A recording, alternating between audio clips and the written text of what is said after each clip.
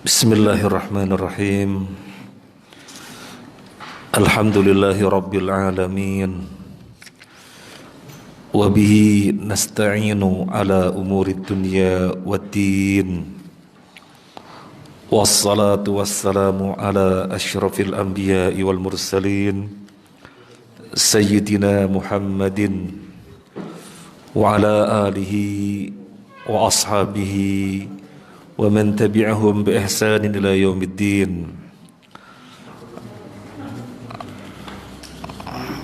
Amma ba'd, fa ya ma'asyiral muslimin rahimani wa rahimakumullah. Semoga Allah merahmati kita semuanya. Kita melanjutkan kajian tafsir, dalam hal ini surat Al-A'raf terakhir sampai 102. Sekarang kita melanjutkan 103.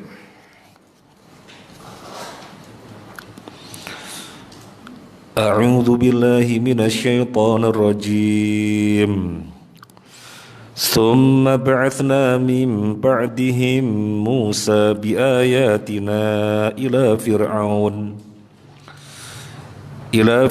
wa mala'ihi fadhalamu biha fanzur kaifa kana 'aqibatul mufsidin. Setelah mereka kemudian kami utus Musa dengan membawa bukti-bukti kami kepada Fir'aun dan pemuka-pemuka kaumnya. Lalu mereka mengingkari bukti-bukti itu. Maka perhatikanlah bagaimana kesudahan orang-orang yang berbuat kerusakan. Pada ayat-ayat sebelumnya dikisahkan tentang negeri-negeri yang diadab oleh Allah, negeri-negeri yang diporak-porandakan oleh Allah, penduduknya dibinasakan karena mereka berbuat kemungkaran, penentangan dengan Allah. Dan nyata-nyata di tengah-tengah mereka Allah kirimkan Rasul. Suatu kaum Allah kirim Rasul, mereka durhaka, Allah jungkir balikan itu negeri. Didatangkan negeri yang berikutnya, mereka juga durhaka dengan Nabi yang berikutnya, dihancurkan itu negeri. Dan kata Allah pada ayat 102, cuma sedikit saja dari kaum-kaum tersebut, dari manusia-manusia tersebut yang min ahdin, yang lalu sudah dibahas tafsirnya, min ahdin, yang teguh dan kokoh mengikuti Nabi. Hanya sedikit saja. Kemudian sekarang ayat 102, summa ba'atsna min ba'dihim Musa biayatina. Setelah kaum-kaum tersebut, yang tidak disebut kaum yang mana, Nabi yang siapa namanya tidak disebutkan. Jadi negeri-negeri dengan kaum-kaumnya, dengan nabi-nabi yang diutus, yang pada ayat-ayat sebelumnya tidak disebutkan. Sampai datangnya zaman Allah mengirim Nabi Musa.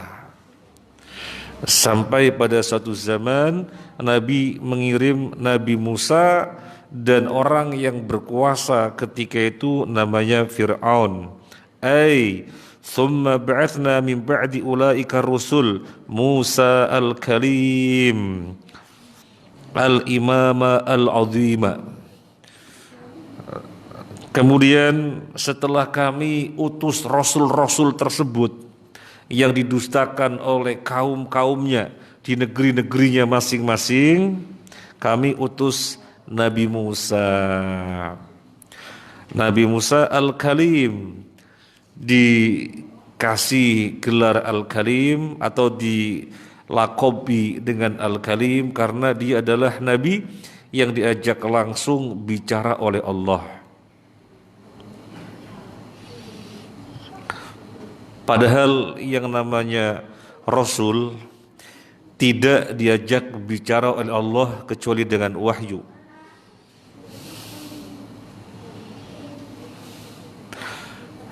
Tidaklah Rasul ketika diajak bicara oleh Allah melainkan dengan wahyu. Tapi Nabi Musa alaihi salatu wassalam langsung diajak bicara. Kita lihat dalam surat Asy-Syura, surat 42 ayat 51. Surat Asy-Syura, surat 42 ayat 51. Wa ma kana li basyarin an yukallimahu Allahu illa wahya aw min wara'i hijab aw yursila rasulan fayuhiya bi idnihi ma yasha' innahu aliyyun hakim. Dan tidaklah patut bagi seorang manusia bahwa Allah akan berbicara padanya kecuali dengan perantaraan wahyu. Tidak patut bagi manusia untuk Allah ajak bicara dengannya kecuali dengan perantara wahyu. Moga dokter. Atau dari belakang tabir. Moga dokter. Atau mengutus utusan yaitu malaikat lalu mewahyukan kepadanya dengan izinnya apa yang dia kehendaki, sungguh dia maha tinggi, maha bijaksana. Yang namanya Rasul Allah ajak bicara itu dengan cara wahyu, gak langsung. Au mi wara'i hijab, atau di belakang hijab. Siapa yang dimaksud di belakang hijab? Nabi Musa. Tidak melalui perantara, tetapi langsung diajak bicara di belakang hijab. Yang dimaksud ini Nabi Musa, maka disebut dengan kalim. Kemudian lebih lanjut As-Sa'di rahimahullah mengatakan Al-Imam Al-Azim, imam yang agung Musa Al-Kalim, dan dia adalah imam yang azim, wa Rasul Al-Karim ila qaumi utatin jababirah, kaum yang durhaka, yang sombong, wahum Fir'aun wa mala'uhu, yaitu Fir'aun dan pengikutnya. Min asyrafihim wa kubaraihim farahu min ayatillahil azimah ma lam yusyahid lahu nadhir. Musa dan para pengikutnya yang merupakan pembesar manusia yang ada ketika itu.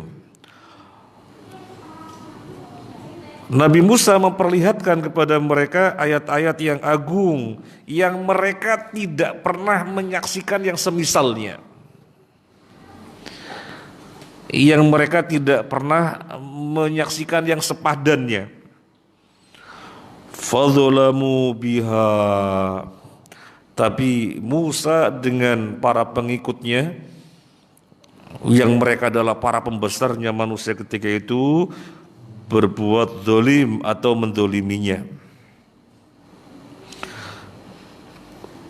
Bi'ayyan qadu lihaqqiha, mereka nggak bisa taat kepada hak yang Nabi Musa perlihatkan. Alladzi man lam qad lahu fahuwa zalim, yang mana orang yang tidak bisa tunduk. Alladzi man lam inkiyat an qada yunkitu inkiyat. Alladzi man lam yunkit lahu fahuwa zalim, orang yang tidak bisa mentaati, tidak bisa tunduk kepada hak dari ayat-ayat yang Nabi Musa perlihatkan, maka namanya zalim. Jadi disebut zalim karena memang tidak bisa tunduk kepada kebenaran. Berarti menempatkan sesuatu bukan pada tempatnya. Kebenaran mestinya diikuti, itu namanya tidak zalim. Tapi kalau kebenaran diselisihi namanya zalim. Jadi disebut zalim karena mereka menyelisihi hak Padahal hak semestinya harus ditaati. Sama seperti orang berbuat maksiat, Al-Quran menyebutnya apa? Orang berbuat maksiat, Allah menyebutnya dengan jahil. Ayatnya bagaimana? Innamat taubatu 'alallahi lilladzina ya'maluna su'a bijahalah. Sesungguhnya taubat yang diterima di sisi Allah adalah orang-orang yang berbuat keburukan bijahalatin, dengan kebodohan. Tafsir ayat ini adalah berbuat kemaksiatan disebut jahil. Sudah tahu itu bentuk maksiat bertentangan dengan Allah, tetap diambil, namanya jahil. Sudah tahu ini minuman misalnya ada racunnya, jangan minum, itu ada racunnya, tetap dia minum, namanya jahil. Banyak orang salah memahami surat An-Nisa ayat 17 ini. Sesungguhnya tobat yang diterima di sisi Allah adalah orang-orang yang berbuat keburukan, kemaksiatan karena bodoh. Berarti kalau tidak karena bodoh, berarti kalau tidak karena bodoh bagaimana? Yang diterima adalah karena bodoh.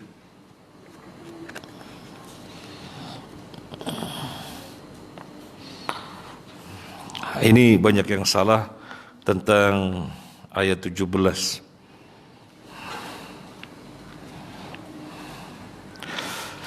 Nah, kembali kepada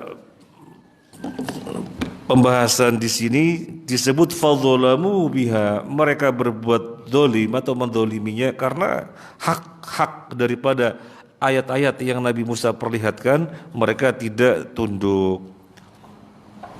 Fanzur kaifa kana aqibatul mufsidin, maka lihatlah kaifa ahlakahumullah, maka lihatlah bagaimana Allah menghancurkan mereka. Wa atba'ahum adz-dzamma wal la'nata fid dunya wa yaumal qiyamah, dan lihatlah Allah ikutkan mereka adz-dzam wal la'nah, kehinaan dan laknat di dunia dan juga di akhirat. Jadi bukan saja mereka dihancurkan, tapi diikuti, Allah ikutkan pada mereka kehinaan di dunia dan akhirat. Jadi di dunia dihinakan, demikian pula di akhirat. Fir'aun jasadnya Allah abadikan sehingga semuanya mengetahuinya, dan Fir'aun paling banyak disebut di dalam Al-Quran. Nabi Musa dengan Fir'aun, Nabi Musa dengan Fir'aun, Nabi Musa dengan Fir'aun, itu kisah paling banyak. Jadi betul-betul Allah hinakan, bukan sekedar dibinasakan, selesai, tetapi juga diikutkan kehinaan, laknat di dunia dan di akhirat. Mendengar kata Fir'aun pasti kita melaknat. Namanya sering dibaca, disebut, bukan kita kemudian terkesan dengan kebaikan, tapi terkesan dengan keburukannya, kejahatannya. Itu di dunia. Nanti di akhirat bagaimana? Nanti di akhirat dia akan menjadi pimpinan orang-orang yang mengikutinya. Makanya di sini dilihat fandur, maka lihatlah kaifa kana aqibatul mufsidin, bagaimana akibatnya orang-orang yang membuat kerusakan. Artinya kita disuruh merenung, karena memang Al-Quran adalah kitab yang kita harus banyak bertadabbur, kitab yang harus kita banyak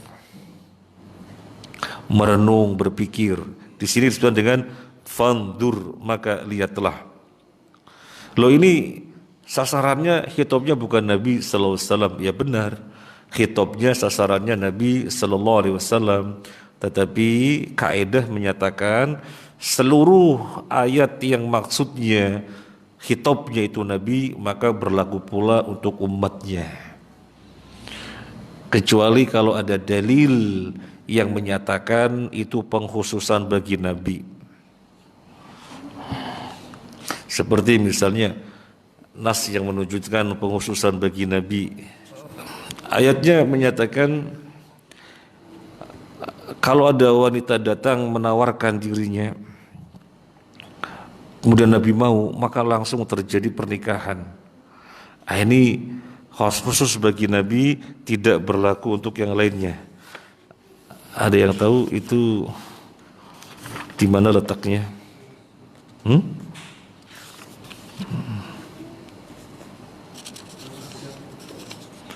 Al-Ahzab ayat berapa?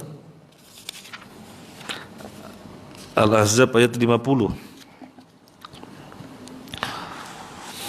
Wa mra'atan mu'minatan iwahabat nafsaha lin nabiyyi in arada an-nabiyyu ay yastankihaha khalisatan laka min dunil mu'minin.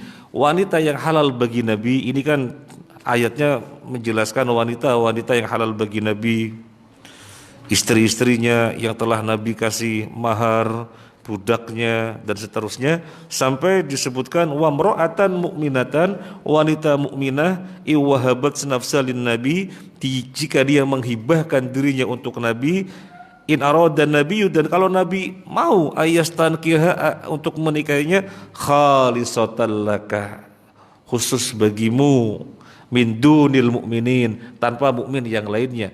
Nah, jadi ini kita nggak bisa mengikutin.